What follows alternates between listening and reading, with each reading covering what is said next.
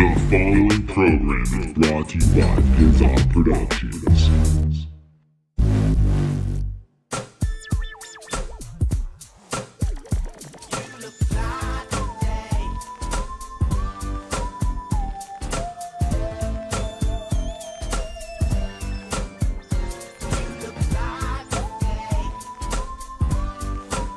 Yo, what's up, everybody? Hey, welcome to the Totally Unnecessary Wrestling Podcast. I am your host, Kevin Porter.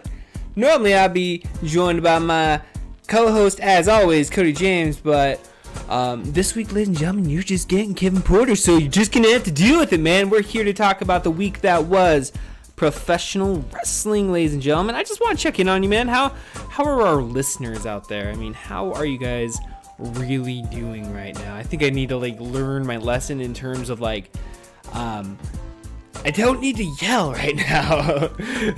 I'm looking at the bars and whatnot going up on the timeline, the audio track line or whatever you call it, man, and they're going up pretty high. I'm like, oh yeah, learn lesson, we've learned this lesson before. We need to just speak normally, as well as you got headphones on, and so it's kind of, you just want to scream.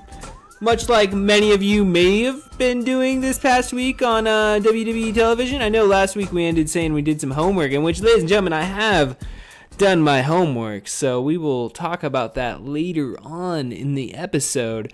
But yeah, ladies and gentlemen, we had Monday Night Raw and Tuesday Night SmackDown. We saw a lot of progression in terms of story moving forward with several key programs that we saw over the course of Monday and Tuesday. So let's just go to kick off Monday Night Raw, man. Of course, we see that Brock Lesnar has made his return to WWE television, okay, guys? Now, this is actually the first time he's been on TV since April's Greatest Royal Rumble. So you're telling me, the man that you're paying millions and millions and millions of dollars to is only hanging out for what? A cup of coffee? At this point, it's almost August. I mean, I get it. I know Brock Lesnar, he's going back to the UFC. He's going to go attempt to take away the heavyweight championship from Daniel Cormier. Come, hopefully, I guess January is when they are expecting this fight to go down. And tickle me pink, ladies and gentlemen. I'm excited for that. I mean, I'm excited to see Brock Lesnar back in the UFC, back in the octagon. I'm ready for a fight.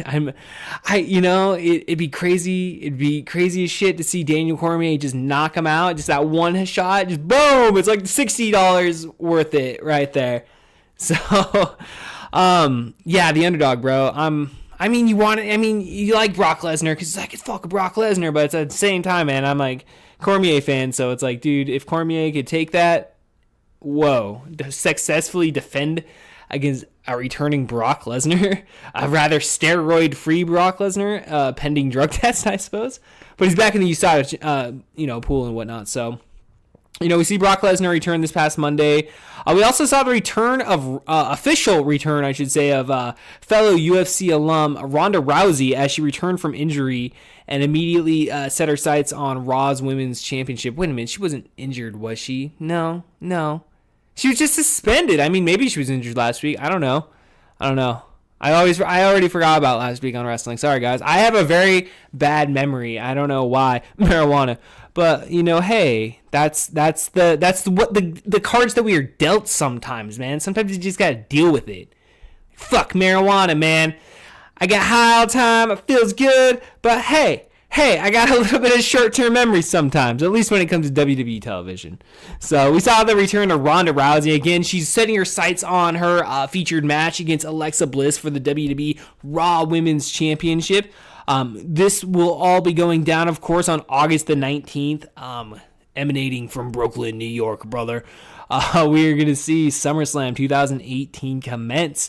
So, ladies and gentlemen, we saw Roman Reigns kicking off Monday Night Raw this past Monday. Here we are again. You saw your new number one contender for the Universal Championship, Roman Reigns, basically start the night's broadcast thanking the fans in Miami for their enthusiastic energy and immediately questioning Brock Lesnar's manhood. It's more this, I don't know. Where are we at this point, guys? I hear a common theme is, okay, let's just get this over with. Okay, Roman Reigns is going to win that title, or we're going to see Roman Reigns no matter what in the main event. It's most likely going to result in him and Braun Strowman going off and pairing off, most likely, I would assume. I mean, that's the logical thing, is that the weird thing is that Brock Lesnar's actually booked the night after Monday Night Raw, so technically he's supposed to be on the show the next night. So, I mean, technically speaking, you could do Brock Lesnar again, beating the shit out of Roman Reigns, and then the very next night on Raw with millions upon millions of people watching, and for the first time in 8 years, we'll see Brock Lesnar in a match. I don't know, maybe. Or, you're going to see something with Strowman coming in and throwing down that Money in the Bank briefcase and becoming the new Universal Champion. Man, I don't like that title. I'll just be honest, man. Like, they're trying to make that the predominant, like, that's the main title, like, the Universal Champion. It's like this fucking shit they created 2 years ago out of thin air. It's like, dude, I much would have rather have just seen them keep the World Heavyweight Championship. At least that belt had some sort of, like, lineage. It's like, it's the old NWA Championship. It's the old WCW Championship. Big gold belt, motherfucker. But, unfortunately, we're forced to witness the age of the ketchup world championship or whatever. I don't know. It looks like a fucking ketchup, like a fucking red. It's fucking red, man. It matches Brock Lesnar's face because he's always got freaking red face, bro. I wonder what. Steroids, Brock. I don't know. Again, we don't know. We do know. He failed that fucking drug test. The WWE had to fucking bitch out and be like, we do drug test some people, but, we don't drug test Brock, and kind of go back to that CM Punk interview when he's talking shit about Triple H pissing in the cup. It's like, I don't know, Trip. I don't know. That you question sometimes in his career when he's come back and he's either jacked or 2003, 2004 Triple H, 2005, he was on a pretty he looked to be on quite the run of something at that point. All allegedly, of course, ladies and gentlemen. This is all allegedly when it comes to Triple H's physique back then. So the Bleacher Report, dude, they gave it a solid B grade on the opening segment. And again, I like seeing Roman Reigns. I want to see him featured as just a fucking badass. I just want to see him come out and just talk shit. And I kind of think that's, they got a pretty good reaction for him this past Monday. I think definitely the crowd in Miami, I don't know, man. Maybe it's just some of those, just being in Florida or something. Maybe because Florida's a weird fucking place. Like, I don't know. It's kind of weird to having 2 Monday Night Raws back-to-back in the state of Florida. Fucking Jacksonville, really? Seattle gets 1 Monday Night Raw a fucking year? And these motherfuckers are giving one to Jacksonville? Like, fucking what the fuck, WWE? Fucking state of Washington needs to start giving Vince McMahon a little bit more of a tax break. That's what it is, dude. It's all the taxes. That's why they don't come up here. Fucking bitches. Fucking you damn fucking government motherfuckers. I don't know. Treat him like a fucking badass, though, dude. Have him come out there and just talk shit. And, it says in one of the quotes on here, the big dog claimed Lesnar will go back to UFC. But it will not be his champion. It will be instead. It's instead he'll be Reigns' bitch. That's what he fucking said. Duh. So that's a fun line. That's a fun fucking line. I like that. Man. So we saw our first match tonight. We saw Finn Balor in a rematch of Extreme Rules versus Constable Corbin. More or less, this one apparently went the distance. Apparently this was actually a pretty long match. Which again, like, I don't know what exactly they're seeing in Constable Corbin here, but, I guess, it's just like us doing the podcast. You kind of gotta, you can't be great automatically. You gotta, like, just with anything, it takes practice and repetition. So getting him out there and working a fucking, event, maybe now it kind of sucks, but hey, maybe 2-3 years down the road. But I don't know, this is WWE booking that we're talking about. It's always never really made sense, but I've always, like, I try to give it the benefit of the doubt, It's just like I try to give it the benefit of the doubt that, they know what they're doing, Kevin. This is, again, I always call it they're the Walt Disney of wrestling. They're mainstream, they're corporate, man. But then, you kind of get into that whole point of, like, maybe there's too many cooks in the fucking kitchen.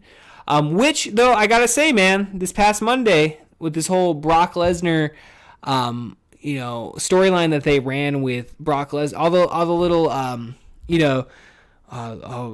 fucking, I'm trying to remember the lingo, man. It's like, what the fuck? These backstage segments or whatever with Brock Lesnar. Pre-tapes or whatever. I don't know if they're doing. I've always questioned. It's like, do they do all those live or do they just pre-tape them? I would imagine you're not going to be like, all right, Brock, you're just going to sit. We're going to sit there throughout the whole night. Like I'm pretty sure it's probably all pre-taped. But nonetheless, I mean, like this is kind of a different. I mean, you can see what they're doing. They're trying to go full on heel with Brock Lesnar to make sure that the crowd in Brooklyn isn't going to boo Roman Reigns out of the building, which is going to happen. But I mean, I don't think you can curb that. But I mean, I enjoyed what they did this last week with the, it's just you saw some comedy skills from Brock Lesnar. It was definitely just a different, light, a more speaking role, and just seeing him go off on his own. It's like, why weren't they doing this shit like freaking 2 years ago, 3 years ago? He's been with the company since 2012. He's been back. And it's like, seriously, now we're just saying, okay. I mean, there's always the chance that he comes back, but it's just like, I don't know, there's a swerve. And like, I don't know, I kind of got like, not trying to really jump around ahead too much, but I really got a good feeling, like, a feeling like going off air on Monday. I was interested to see what's going to happen next week. I'll just put it there.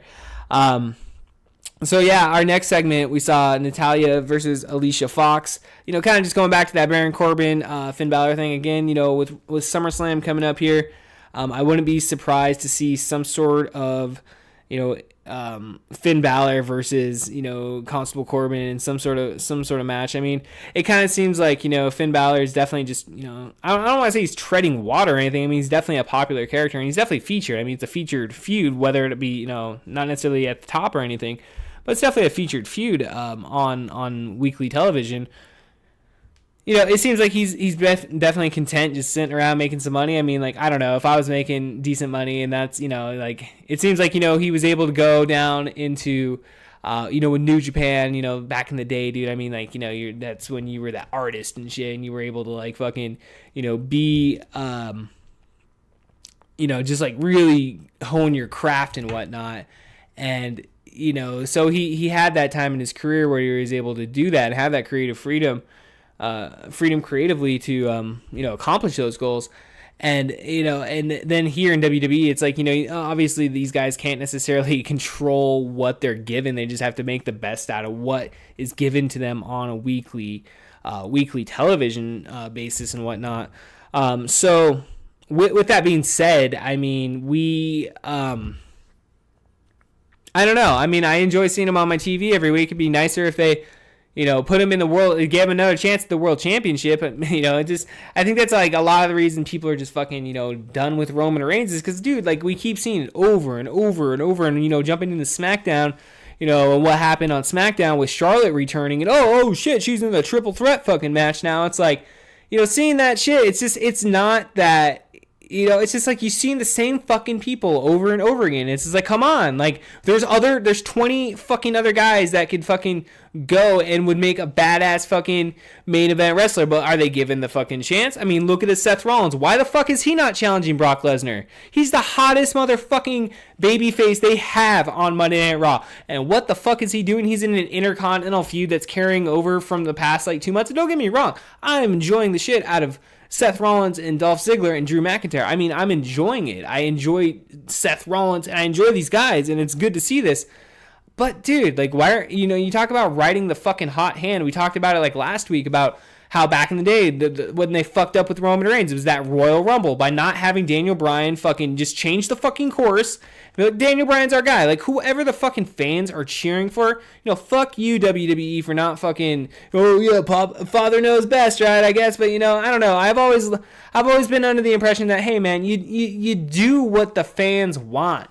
The fans want to see that. Fucking give it to them. They're the ones paying your fucking bills anyway. So go fuck yourself and fucking make Daniel Bryan your fucking WWE champion and fucking Seth Rollins your Universal champion. Ladies and gentlemen, the internet would be so happy if you just fucking did that. But no, WWE, you don't. Sons of bitches. So I don't know. It's just, I'd like to maybe see a Finn Balor in a World Heavyweight Championship match one of these fucking days. So fucking book that shit. Yeah, we also saw Natalya versus Alicia Fox. Good to see Alicia Fox back. I've always been a fan of Alicia Fox, so she's a very pretty lady. We saw the continuation of Natalya and Ronda Rousey rolling around together. We saw Ronda Rousey return. I know Cody had sent me a message talking about how Ronda Rousey was just getting, Ronda Rousey, wow, what the fuck's Alicia Fox, getting offense on Ronda Rousey, which I guess, if you're looking at like in a UFC fight, yeah, obviously Ronda Rousey's going to whoop every single fucking person in that fucking locker room, I bet. Even most of the guys, I bet she would take out. But that being said, I mean, like, this is professional wrestling, ladies and gentlemen. We're in the land of telling stories. I mean, and unfortunately, even though in our opinions, fucking Ronda Rousey should not be touched, should not be going off her feet. You know what I mean? Like, this lady needs to be built as like the Stone Cold Steve Austin of, women. That's what I see when I see Ronda Rousey. It's just a badass fucking killer. She's gonna come out there and the whole smiling and all that shit and everything that we complain about every fucking week. Obviously, again, they know better than what we do. So, of course, this is what we see. We see Alicia Fox getting offense. But again, I understand it from their perspective. I understand why you would want to tell the story. I mean, you want to tell. It's always the fucking same thing, though. It's always the same thing. Like, oh, babyface overcome, baby. I don't know. There's no intricacy. I don't know. They don't fucking change it around and I understand. Like, most of the time, the simplest story is the best story. But in certain cases, like something like I'm sick and tired of seeing a Finn Balor lose a million fucking matches. Ronda Rousey, in this case here, just got a little. There's barely. I don't fucking know. I'm just like, I'm going off on a tangent. And I'm just saying, the WWE, you know what you need to do. I mean, Ronda Rousey's going to go to SummerSlam and beat fucking Alexa Bliss. Like, I don't see it not happening this time around. I think it's going to be a clean fucking win. And which, dude, I'm fucking happy for it. I want to see her win. But, man, they just need to fucking... She just needs to be whooping ass no matter what. But we saw Fox defeat Natalya in a B- match given by the Bleacher Report. Thank you again. Bleacher Report, if you'd like to sign up to be a sponsor on our podcast, hey, or put us on the salary, I'm always good for some money. I mean, if you want to pay us some money, I'll be like Bleacher Report, the best website in the world. I'm a whore. I can be a corporate whore too. So, I don't know, man. It's always nice to make some money. Ladies and gentlemen, bring some money to this place. So we saw probably one of the most cringeworthy moments of the night. We saw Elias attacking Bobby Lashley. No, ladies and gentlemen, it wasn't cringeworthy with Elias attacking Bobby Lashley. It was the fact that Bobby Lashley is being featured in just a passing comedy sketch. I mean, they're just trying to get him out there to get out there, I guess. And I mean, they're trying to like build up this whole Walk with Elias album and all that shit. Which I guess, it's good for him. I mean, keeps him out of the ring. I mean, but again, like, you see the Baron Corbin getting the three-length match. I mean, why not put in the fucking... I mean, yeah, I guess you don't want them both out there fucking stinking it up for fucking... I mean, it's like a 3-hour show, dude. I mean, it's stupid ridiculous how long it is. And stupid shit, the amount of stuff they gotta fucking put on this. So, yeah, we saw freaking... was it Rockin' Robin, I believe, is what the fuck they were singing. It was pretty fucking lame. I mean, thank you, Elias, for taking out Bobby Lashley. And again, it's just like, here we are. Like, everybody's like, all right, well, maybe they'll do the triple threat with Brock Lesnar and Roman Reigns, maybe try to switch it up, which honestly, like, I don't mind. I mean, as a kid, I always enjoyed a triple threat match. I remember one of my favorite matches back in WCW was Bash at the Beach, 1995.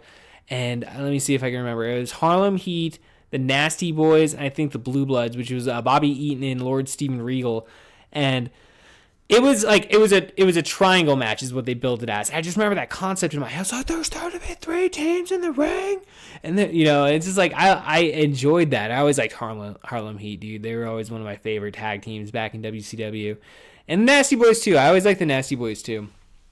But so. I've always enjoyed that concept, but it just like as an over and exposed, 32-year-old adult, it's kind of gotten to the point now with, like it's just like story is more it matters a little bit more to me. So it's just like, oh, we're just gonna throw Bobby Lashley in there. It's just like you're just doing it just to do it. I mean, you're just trying to get him on there, and it's just I don't know. I mean, like, what story can you really tell with 3? I mean, you can, but I don't know.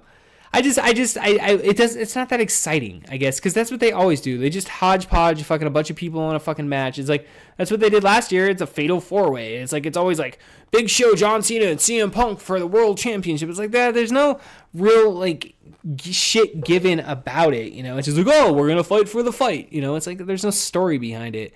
I always enjoyed just the one-on-one, atmosphere of those types of feuds and stuff. I always felt it was a better story half the time. I mean, you're not really telling a story with a triple threat match, and it's all the same. I don't know, but I mean, a lot of people I think thought that was going to happen, but I mean, here we are. What are we getting at SummerSlam? Bobby Lashley versus Elias. I mean, like, I don't know. I've heard some people getting somewhat excited for this card and stuff, but.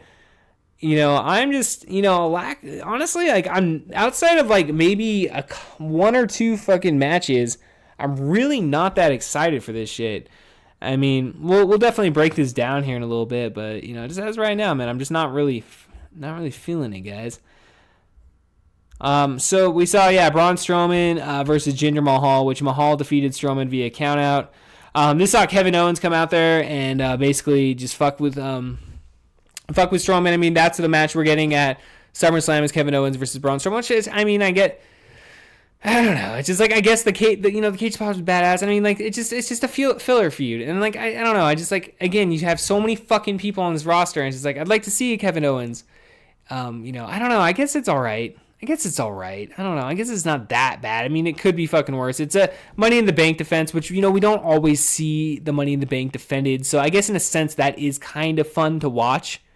We'll see. I mean, like, hey, Bleacher Report gave this an A. So I mean, who am I to shit all over WWE's intelligence and whatnot? So there's that, I guess. So we saw Apollo Crews versus the Akeem. I don't know. I always want to say his name's Akeem, but it's like, Akam? My name is Akam. Like, what kind of fucking name is that anyway? So anyway, we saw Crews defeat the fucking G's Akeem, the Author's Pain, whatever. T.U.W.P. That's fucking loud. I can tell that's loud. I gotta step back. Guys. I don't know. Are we too loud? Fuck. I don't know, man. This is what you get when you get a single episode, which is Kevin Porter talking about professional wrestling. I mean, you get what you pay for, which guess what, ladies and gentlemen? I know you're not paying shit. So there you go. You got that going for you. So yeah, basically, again, we're seeing the Authors of Pain basically just being fucking buried into the fucking ground. I mean, is this just 3 hours? Like, why am I watching Titus O'Neil and Apollo Crews versus the Authors of Pain? I mean, like, I don't know. It's just like they have too much shit on there, and it's just, I know you gotta fill the show, Kevin, but it's like, maybe you have too much of a show. Maybe you should scale it back and only feature fucking, 5 things throughout the show rather than fucking, the 20 that you do. Because, I don't fucking know, man.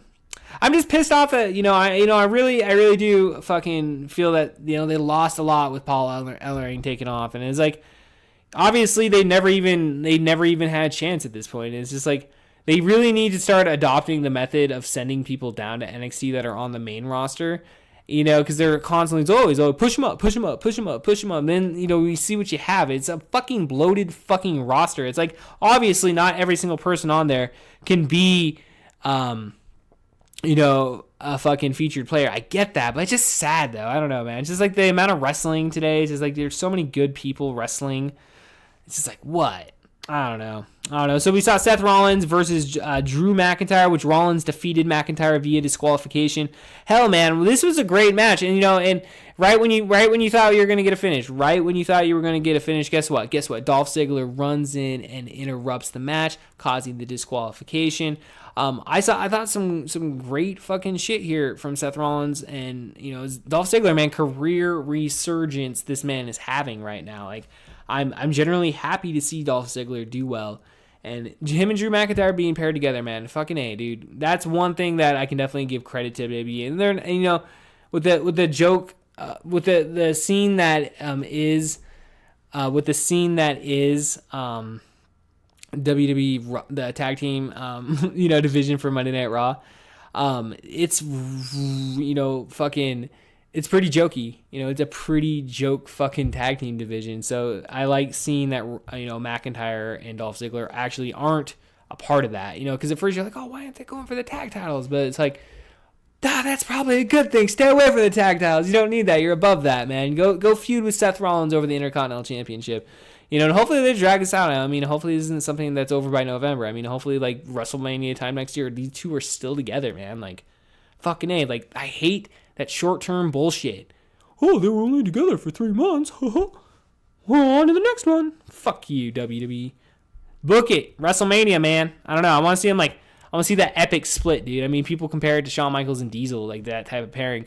Which fucking A. I saw something Chris Jericho commented on. Like, somebody had posted a picture of Dolph Ziggler with his straightened fucking hair and his white shirt, a open button shirt or whatever, because it was open. And they showed him backstage because later after this whole segment, later in the night, you saw Seth Rollins get attacked by Drew McIntyre and Dolph Ziggler. They get in their fucking, getting it back from him. And we saw a freaking, a picture of Dolph Ziggler with the chair or whatever. And it was just like, he looked like fucking Chris Jericho. Somebody's like, yeah, fucking somebody looks like Chris Jericho circa 2000. Which you kind of look at it, it's like, no, yeah, he does. Now it's Chris Jericho. Everybody's all talking, giving shit for looking like Shawn Michaels and ripping off Shawn Michaels. But yeah, you can see a definite Chris Jericho influence of, Y2J era Chris Jericho. But yeah, and Chris Jericho commented on it, basically saying they're doppelgangers and shit. I thought it was pretty funny. I like Chris Jericho. Chris Jericho is the shit, which, we never talk about fucking New Japan Pro Wrestling. I mean, fuck, we just need to quit fucking...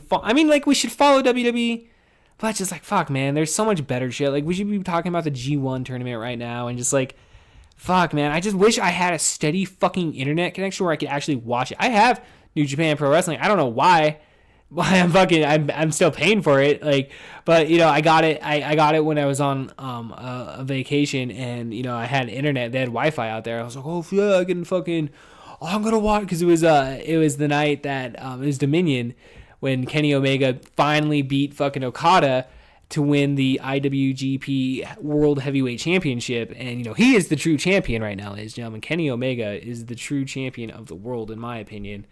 I feel that IWGP, I'd say it's on par, definitely, with the WWE Championship. I think it's pretty cool, man, that two former leaders of the Bullet Club are current world champions for their two respective companies, that, in my opinion, are the two top ones. I mean, everybody's, Ring of Honor domestically, you can say definitely Ring of Honor is, your number two, but by de facto only. And they have a working relationship with New Japan Pro Wrestling. So it's like, of course, okay, so that's your 1 and 2 is New Japan and WWE. And so I don't know where I was going, just talking about Bullet Club. I mean, I love fucking Japan. I love it, guys. Same with, okay, talking this really quickly, just to divert just for a moment, but I officially bought my ticket to go to Defy United next Friday night on August the 10th. So I'm going to be driving up there. I don't know if one of my buddies, he's supposed to buy a ticket this week, and I'm really hoping they don't sell out before he buys it. But if I go by myself, I go by myself. Like, I'll go to a fucking wrestling show by myself, dude. Because it's just like anybody out there that's heard of Defy that's listening, like, because, definitely Defy's making a fucking, definitely has a national name, at least. I'm not too sure internationally where it's at. But the cool thing is, and it just really sucks, is that Progress is doing their tour of the United States starting this next week. And they're starting in Seattle, in which, dude, like I said, I bought my ticket for Defy United, but I can't go to the fucking Progress show that night before on that Thursday, only just because I didn't want to use the vacation time at work. It's like I'm very limited right now, so it's like, all right, and it's a Thursday. I'd have to do work Thursday and then drive up there and like stay the night and then have Friday off, which would have been fun. I mean, I could do it because I know people in the immediate area within Seattle that it's just a fucking hop and a scotch, motherfuckers, and you got a place to stay. With that being said, though, I just can't miss it. I'm real hesitant to use the sick time and all that shit. Just, and it's once in a lifetime. I don't know, but I was like, all right, well, if I can just go up there Friday for Defiance United, because dude, I'm still seeing it's because technically the night before was the Progress show, but then they're doing like the very next night for Defy United. It's it's a co-branded show. So it's like, damn, dude, I should just bring the fucking card up here right now. Let's see. Let's go to defywrestling.com. And I talk about, I'm like, oh man, need that steady ass internet connection. I'm hotspotting off my fucking phone right now, which I have real shady. I live out in the fucking wilderness, man. So I have like real shady cell phone reception. So right now I have 5 bars on my cell phone, and it's moving at the speed of 56K. Maybe a little, maybe circa. We'll go internet circa 2002. Let's call that out there. All right, man. So damn, motherfuckers, Defy, you need to update your fucking website. I'm seeing shit on here just for the previous week. Anyway, I'm gonna see like, Mustache Mountain and Tyler Bate and Trent Seven and Pete Dunne. He's facing, I think he's facing Brody King. Yeah, fuck yeah, dude. Or fucking yeah, it's gonna be fucking Brody King versus Pete Dunne. So it's UK champion versus dude, yeah, fucking Brody King's the shit, dude. Like, I took my friend Ray with me to one of the Defy shows here a couple months back, and on that show they had Tommy Dreamer and Brody King, fucking Tom Lawler. Going back to me doing my homework, I watched MLW's Battle Riot this last weekend, and that was fucking badass. Congratulations, Tom Lawler, on winning the first ever Battle Riot. That's fucking badass. I love Tom Lawler, and it's cool shit. But we walked by and like, it's just a fucking independent wrestling. So fucking cool, man. It's like, I just walked by and like, it's like at the intermission, and then I look up and like, I was just like, my buddy's like, hey man, it's this guy. And my friend Ray, dude, has no idea who the fuck. He just knows that this dude's a wrestler. Because you look at him, I'm like, dude, that's fucking Brody King, motherfucker. Like, oh shit. And so like, I fucking go up, shake his fucking hand. I'm like, fucking Brody King, Kevin Porter, hello, man, what's up? And he's like, fucking dude, yeah, I'm just happy to be in Seattle and shit. He was a hell of a fucking nice guy. So he's gonna be there. Another fun little story about that. I met Matt Cross. I again, like, my buddy went off to get a beer. And so I'm saying, he's like, yeah, man, that one guy that was in that one match, he's out there by he's selling shit. I'm like, yeah, it's his merch table, dude. I was like, no shit, fucking Matt Cross is out there. I'm gonna go fucking say hi to Matt Cross. So I went and I just talked to him for a few minutes. I just thanked him for coming up to Seattle and shit. And he was like, telling me, yeah, legit, people are fucking hella nice up in Seattle. And I was like, dude, thank you, thank you for, we definitely want to, provide you as much hospitality as we can here within the Pacific Northwest. And, that's definitely what we're known about. And so, yeah, definitely. I mean, he was a hella nice guy. I was going to buy, his whole thing is like wrestling is forever. And I was going to buy some like sweatpants because I work out all the time. So I'm like, fuck yeah, I'll get some sweatpants and shit. And all they had were fucking larges. So I was like, they weren't going to, I don't know. I mean, I probably could have got the large. It was either large or extra large. It was one of the fucking two. So anyway, freaking, yeah. And so like I ended up buying just a hat. I got the Wrestling is Forever hat. So, it's a fucking badass hat, dude. I'm going to definitely wear it when I go up to go see Defy here in the next week. I'm trying to fucking bring up the card because I really want to, like, talk about this. So, again, my internet is circa 2002 right now.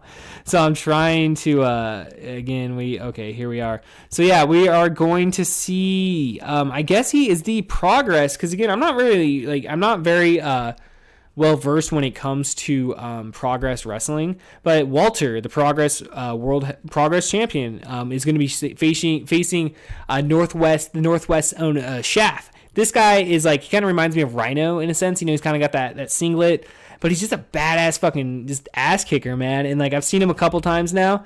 And dude, honestly, like, definitely a rising star in my opinion is Shaft, dude. So definitely be on the lookout, man. We're gonna be also getting the delight to see the Defy champion Shane Swerve Strickland face current Impact Wrestling X Division champion, the Machine, Brian fucking Cage. So I'm gonna Defiance United is the official name. So this is all going down at Washington Hall on August the 10th, guys, at 8 p.m. And I bought my fucking ticket and I'm fucking excited. again, yeah, definitely, dude. Breaking WWE UK champion, the Bruiserweight Pete Dunne battles the Monsters Brody King at Defiance United on August the 10th, dude. I'm excited to see because I haven't really gotten to see a lot of these guys, and I just think Tyler Bate kind of looks like a douchebag. Like, I just seen him like with the fucking mustaches and all, but like, I've seen the Tyler Bate Pete Dunne NXT UK Championship match from last year, and dude, definitely. I mean, they can fucking go. I'm a fan of these guys, but I'm excited. I mean, they're fucking coming through Seattle, dude. This is fucking. I mean, again, Brody King, dude. I like Brody King a lot. And kind of like one of the other featured matches of the night, we're going to see, Randy Myers take on Jimmy Havoc, dude. That's actually, I think Jimmy Havoc's he looks badass, dude. I know he's all hella influenced by Davey Havoc and shit, which I fucking love AFI, dude. So I'm fucking, dude, totally down for that shit. So yeah, dude, Jimmy Havoc. So again, these are all people, I hear about on the fucking internet, and I see their matches on YouTube and shit, and it's like, dude, I'm going to fucking see these motherfuckers. It's like, I don't know, I'm so happy I only live a couple hours away from that, so I'm able to fucking go up there for that. And then also they just announced the special guest ring announcer for the show is Melissa Santos, she's the ring announcer for Lucha Underground. So, I mean, that's fucking badass, bro. I mean, like, dude, free promotion, man. I talked earlier about whoring myself out, dude, honestly, I'll promote Defy for free every single day, dude. Matt Farmer kills it, dude. Those guys are fucking killing it in Seattle. I cannot talk up that. I mean, it's a 21 and over crowd, bro. I mean, like, there is something special about going to a 21 and over professional wrestling show in person. There is, like, I am getting fucking goosebumps sitting here thinking about it. So, I mean, fuck, dude. It's just amazing. It's a fucking amazing. So, anyway, let's get back to Monday Night Raw, ladies and gentlemen. We saw Sasha Banks and Bayley versus the Riot Squad, which, going back and commenting on the whole situation with Bayley and Sasha, it's just like, all right, I guess the breakup's off. I mean, we've been dealing with this shit since September. So, Banks and Bayley defeated the Riot Squad, which, with the rumored women's tag team championships out there, I mean, it's, of course, who are you going to have as a feature tag team? Banks and Bayley, right? I mean, that would be my bet to win any sort of fucking tournament for a tag title, tag title. And which in the Monday Night Raw, and, getting back to, kind of my overall enjoyment of Monday Night Raw. We got to the main event finally, because again, we're not gonna spend that much time on Sasha. And you thought I was gonna spend 20 minutes on Sasha and fucking Bayley? Fuck that, dude. We're moving on, motherfuckers. So we saw Brock Lesnar return to Monday Night Raw, which that was the whole point of the show was for that was the whole point of the show was for them to for Brock Lesnar, either he's appears on TV out in the ring or he's gonna get fired, which Paul Heyman was like, come on, man, I'm gonna lose my fucking job, dude. I'm gonna lose my fucking job. Like, you gotta fucking do this, Brock. And Brock's just like, again, showed very fun. It was a very fun story throughout the night, which I felt was really good, because it was actually a decent fucking story for once, being told throughout the whole show to kind of all right, I do want to see the end of this. Like, maybe I'll stay up till 11, So, yeah, I mean, it was fun. And then ultimately we saw Brock Lesnar fucking F5 Kurt Angle. We saw Brock Lesnar take out fucking Paul Heyman. He's like, oh, my face, Brock. Like, and it's like, it's great. I love the storyline development. So, I'm intrigued to see what happens next week now with fucking Brock Lesnar and Roman Reigns, which we're only 2 weeks out. So I would assume next week is either, when is it, the 18th? So we're on the 2nd. So yeah, I guess we're still 2 weeks away. So yeah, as of this Sunday will be exactly, I guess it'd be the 19th, right? I don't even know what day, even though we have the tab right here. What day is SummerSlam on? The 19th. Okay, so yeah, we'll be 2 weeks away as of this Sunday. So we have 2 Raws left before we have that. So I don't know. I just got a text message. So I guess if we're going by Stone Cold Steve Austin's rules, I owe everybody a beer. And Jessica said no. Well, I texted her. I was like, oh shit, pre-order for fucking Smash Brothers for the Switch comes out December 6th. They had a 20% discount for Prime users. So dude, you totally yeah, man, totally get that shit for $50, I think it was. And it's not bad, but we're not getting it. So she texted me no. Oh, fuck. It's all good. It's all good, ladies and gentlemen. So we go over to SmackDown, which again, we get the whole, that whole, been there before, been there. That makes no fucking sense. I'm trying to say two separate words, but my mouth's not fucking letting me. I don't know what's wrong. I don't know what's wrong with me, ladies and gentlemen. So we kicked off Monday Night Raw, or Tuesday Night SmackDown with Charlotte Flair returns to basically ruin Carmella's perfectly laid out plan. That's the fucking headline off Bleacher Report, guys. So, pay me my money, Bleacher Report. Pay me my fucking money. I'll give you my address. Send me a message on. Wait, am I on Facebook? We're on Twitter more. Anybody out there, man, fucking follow us on Twitter, dude. Spin this with KP. Spin this with KP, guys. So, yeah, we saw Renee Young interviewing Becky Lynch. Dude, honestly, I thought this whole scenario played out really well. I thought Becky Lynch, dude, I was generally excited. Like, all right, fucking A. Because, like, going into this, I'm like, Becky Lynch is fucking awesome. I want to see Becky Lynch win the WWE SmackDown Women's Championship, okay? I want to see this happen. And then, so we see a little bit more of a serious side with Carmella here, and it's just, to me, it was gelling really well. It's like, all right, cool, man, this is fucking good. And so just at the very end, though, it's just like when Charlotte's fucking music hits, it's like, oh, are you fucking kidding me? Like, great, we're really gonna see Charlotte, put into the again, we go back to that whole thing with like adding Bobby Lashley to the Universal Championship match and how that would have just been a hodgepodge. That's exactly what they're fucking doing here. But like, I get what they're coming from in the sense they're trying to stack the odds for a babyface Becky Lynch. But again, it's like, why do we gotta stack the fucking odds? Just let her have the match with fucking Carmella. Let her have that one-on-one match. It's the same thing they did to Chris Benoit. Like back in 2004 and shit. It's just like, oh, Shawn Michaels is now in the fucking. It's like, are you fucking serious? Are you fucking serious? Like, come on, man. We've seen Triple H and Shawn Michaels. We've seen fucking Charlotte in the championship fucking struggle before, man. I'm fucking done with it, dude. I'm ready for that to move on. I mean, like, if they wanted to do, like, a rematch with Asuka and Charlotte and do, like, a little mini feud, just to get them through WrestleMania and give them a cool freaking match, then hell yeah, dude. I'm pretty fucking stoked to see that. Okay, so I'm down to see freaking another Asuka Charlotte feud, but here we are, Charlotte in the triple threat match at SummerSlam. So we didn't see it announced right away, but at the same time, it was suggested and set it up for the main event. Okay, and obviously I'm giving away the main event of SmackDown even before we get to it. On to the first match tonight. We saw a tag team number 1 contenders tournament, the Usos versus Sheamus and Cesaro. So again, the Bar makes their return to SmackDown in this case after being off TV for quite some time. I mean, which definitely their characters needed. I mean, we've seen the Bar as the Raw Tag Team Championship for so long. But then again, I mean, we've seen all these tag teams within that main event, echelon of tag teams. But, hey, man, I got to give it to SmackDown. SmackDown, I feel, has a stronger tag team scene at this moment here. We got the Usos, the New Day.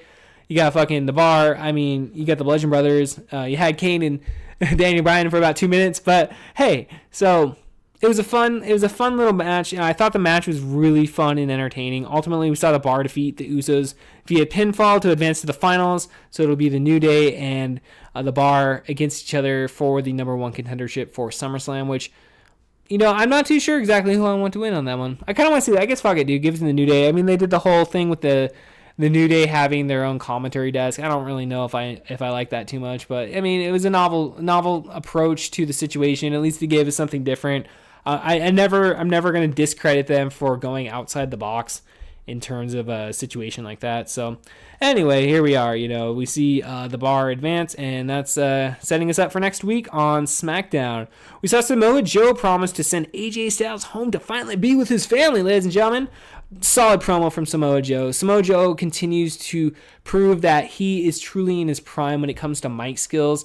Hopefully WWE straps the fucking rocket to this guy's fucking back, and we see a good couple month feud with Samoa Joe as your champion in a series of rematches against AJ Styles. I want to see him take it at SummerSlam, and then I want to see those rematches because I fucking love Samoa Joe and I love AJ Styles.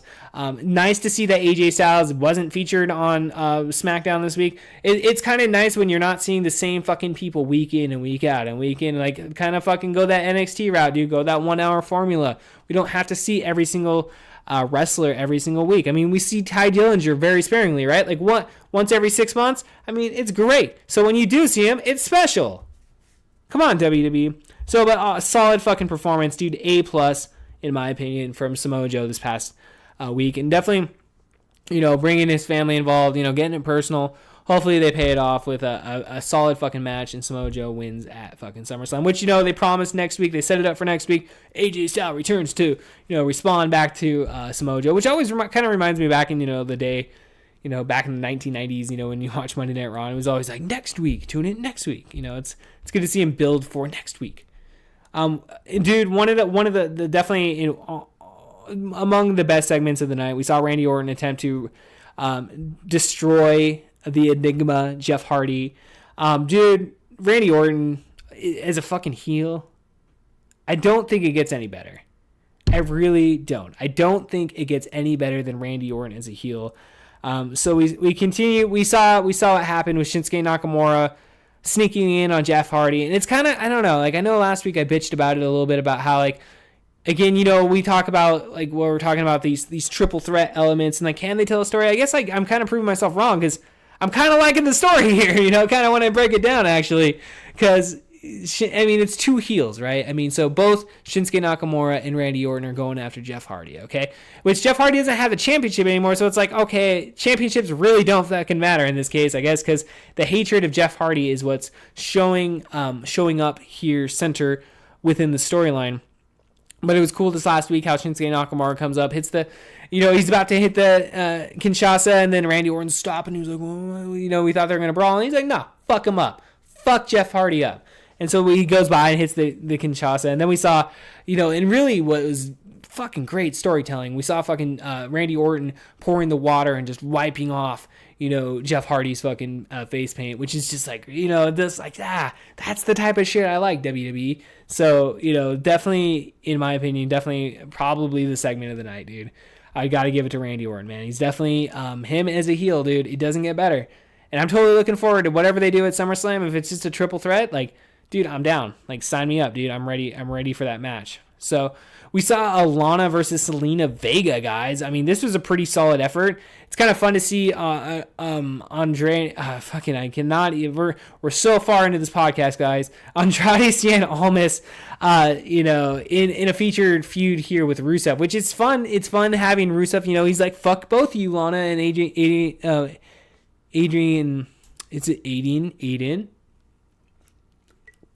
We gotta stop and calm down, Kevin Porter.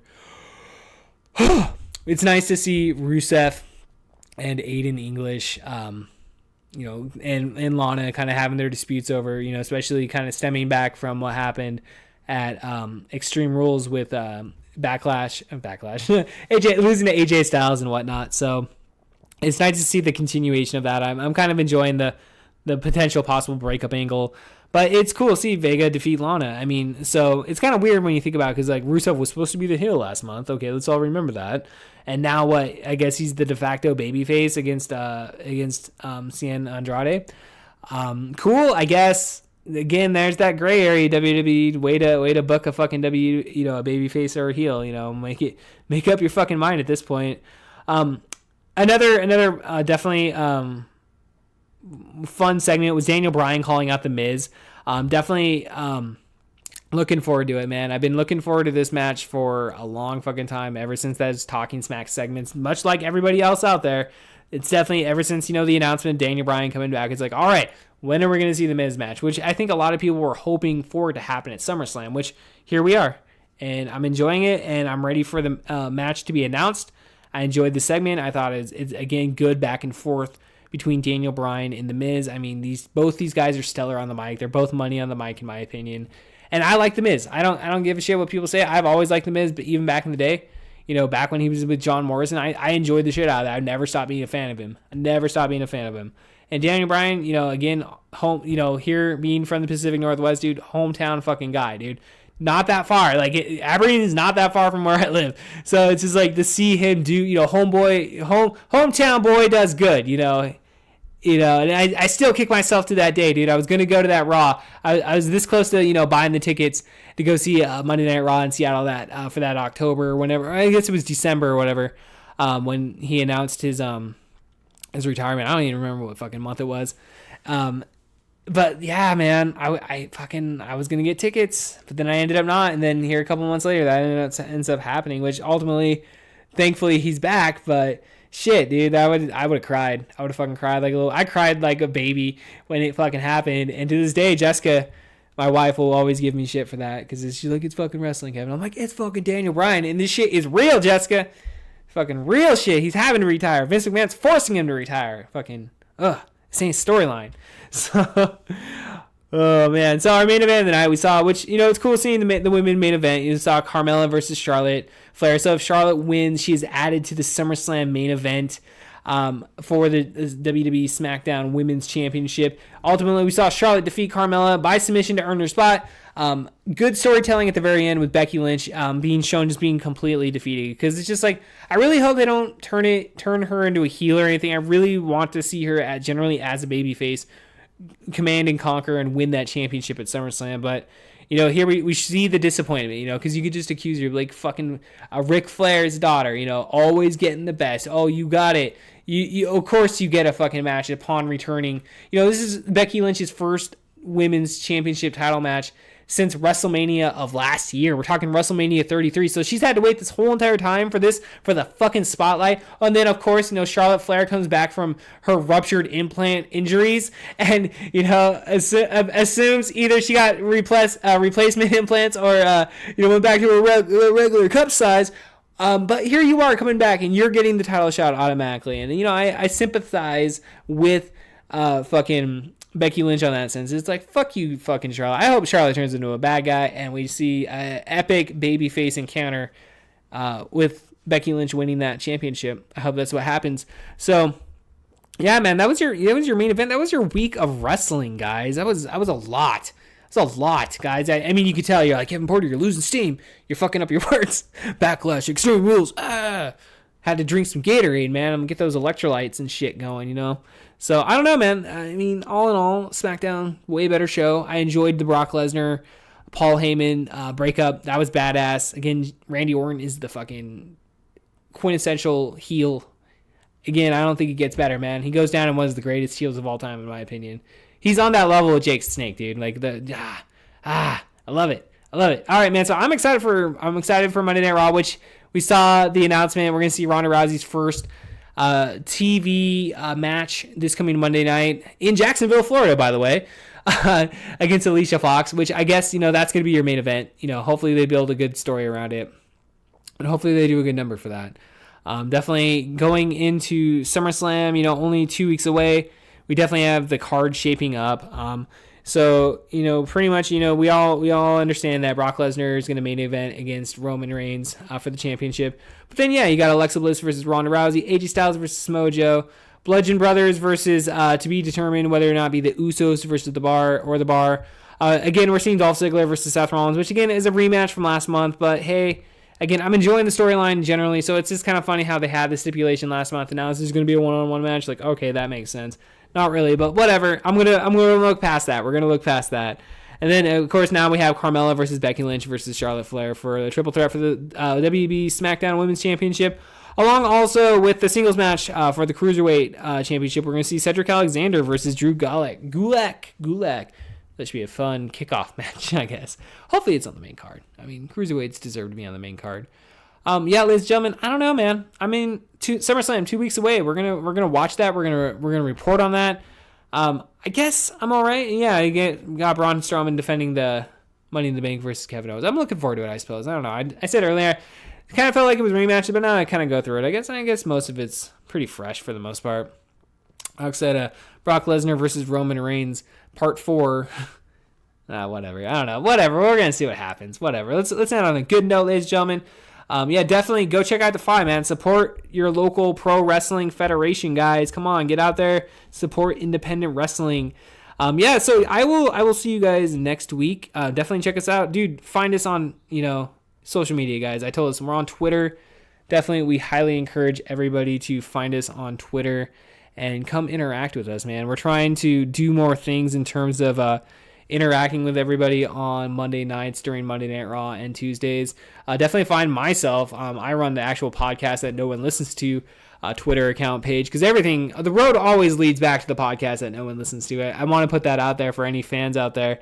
We're all on the same feed, so there's 3 different podcasts that run through that one feed of the podcast that no one listens to. We also have the Dragon Ball Z Happy Fun Time Hour, which comes out every Wednesday, guys, so definitely be out there on the lookout and checking out Jameson's weekly podcast, man. It's definitely interesting, and it'll entertain the shit out of you, so you should definitely check that out.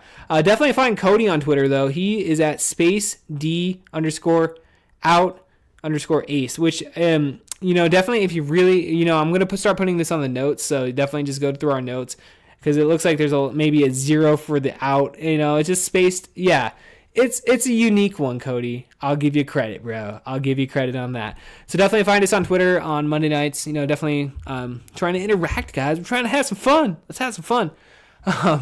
So yeah, find us there Thursdays, dude, the podcast that no one listens to, dude. That's our flagship show. That is my flagship show, ladies and gentlemen, where I talk to whoever the hell I want. We had a fucking fun-ass episode this week with Jason and Brandon on there. I want to thank both of them. We recorded an episode that's coming out here in a couple weeks with Darren Fogelson. He is the creator, or the promoter, I should say, of Hadley Fest, which is a local music festival that is happening here in Yakima, Washington, Sela, Washington to be exact.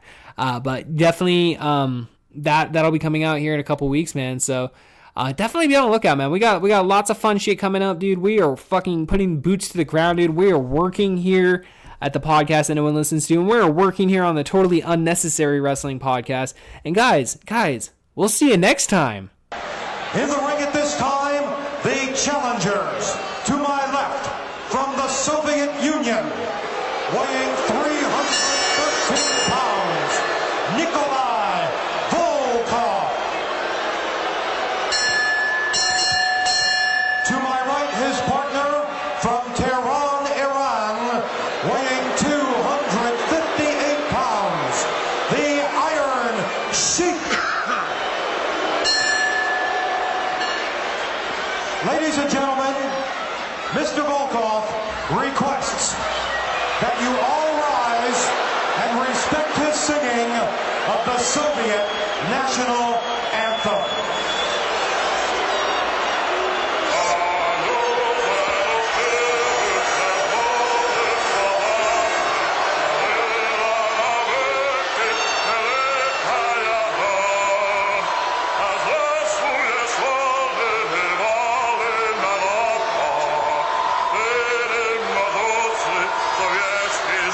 Can you get us?